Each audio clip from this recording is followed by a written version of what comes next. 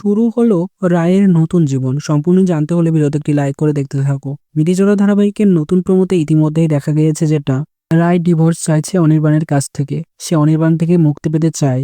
রায় divorce চায় অনির্বাণের কাছ থেকে।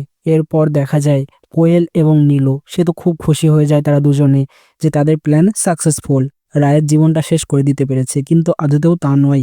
রায় ছদ্মবেশ ধারণ করে সেখানে আসে এবং সবটাই বুঝতে পারে। আস্তে আস্তে সব সমস্যার সমাধান উদ্ধার করবে সে একাই। সেটা হবে রায়ের ভয়ঙ্করী রূপ, এবং সেটা দেখে অবাক হয়ে যাবে নীলু এবং কোয়েল। সে যাই হোক, সত্যি সত্যিই তো অনির্বাণের সঙ্গে রায়ের ডিভোর্স হয়ে যাবে।